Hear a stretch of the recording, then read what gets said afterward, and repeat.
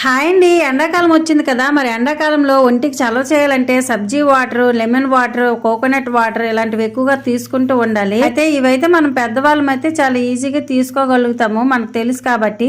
మరి చిన్నపిల్లల పరిస్థితి ఏంటి? మా పిల్లలు అయితే ఈ సబ్జీ గింజలు నానపెట్టేసి వాటర్ ఇస్తే ఇందులో పురుగులు ఉన్నాయి అని చెప్పేసి బాగా ఏడుస్తున్నారనమాట. తాగడానికి అస్సలు ఇష్టపడట్లేదు. మరి పిల్లలు ఈ వాటర్ ను తాగాలంటే ఏం చేయాలని ఆలోచిస్తే ఒక ఐడియా వచ్చింది. వాళ్ళకి ఇష్టమైనట్టుగా ఒక ఐస్ క్రీమ్ చేసి ఇస్తే హ్యాపీగా తినేస్తారని ఐడియా వచ్చిందనమాట. ఇంకా ఈ ఐడియాని అయితే నేను ఫాలో అయిపోయాను. సబ్జీ గింజల్ని నానపెట్టేసి నీళ్ళలో వేసేసుకుని కొంచెము నిమ్మరసము, పంచదార వేసి కలిపేసి ఇలా ఐస్ క్రీమ్ మౌల్లో పెట్టేసి ఐస్ క్రీమ్ అయితే చేసేసాను అనమాట. చూడడానికి చాలా బాగుంది, పిల్లలు అయితే చాలా ఇష్టంగా తిన్నారు. ఇప్పుడు ఐస్ క్రీమ్ తినేటప్పుడు మాత్రం ఎలాంటి పురుగులు కనిపించలేదు, వాళ్ళకి హ్యాపీగా తినేసారనమాట. మరి మీ పిల్లలు కూడా ఇంతేనా? కామెంట్ చేయండి. మీరు కూడా ఇలాగే ట్రై చేయండి. నచ్చితే లైక్ చేయండి, షేర్ చేయండి, సబ్స్క్రైబ్ చేయండి. Bye bye.